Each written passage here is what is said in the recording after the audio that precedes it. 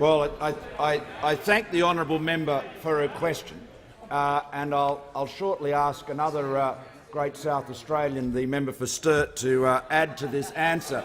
But I'd remind the honourable member that the government has made substantial commitments to infrastructure in South Australia, not least of which is the North-South Corridor, $1.7 billion, the Flinders Link rail project, which I announced in Adelaide not so long ago, the Oaklands Crossing and Marion Drive, and of course, as the honourable member knows, massive investments in energy, the commitment to the solar thermal project in Port Augusta, the Coltana's pumped hydro project, which has great prospects. But above all, Mr. Speaker, the honourable member talks about nation building.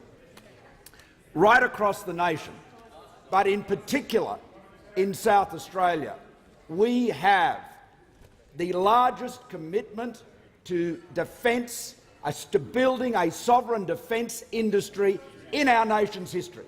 We are building the largest commitment to sovereign shipbuilding capability in Australia, and the bulk of that construction is in the honourable member's state of South Australia. And I'll ask the Minister for Defence Industry to enlarge on this, because this is vital, building substantial infrastructure at Osborne, delivering jobs and investment in her state.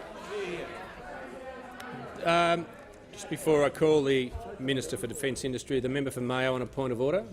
Thank you, Mr. Speaker. On direct relevance, I asked the Prime Minister will he use Australian steel, not about what projects he's doing. Will he be using Australian steel, in particular South Australian steel, for the rail projects? Member for Mayo will resume her seat. As the member is aware, the Prime Minister's addressed part of her question, and he's asked the Minister for Defence Industry to address the question. The Minister for Defence Industry has the call.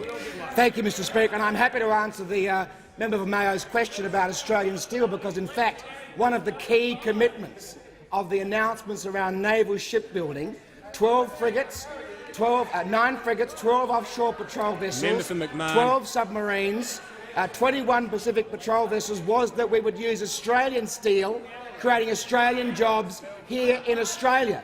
And the member for Mayo might cast her mind back to when I was the Minister for Industry in that golden age of the government, and we committed $70 million to the Adelaide to Tarcoola rail line using Australian steel.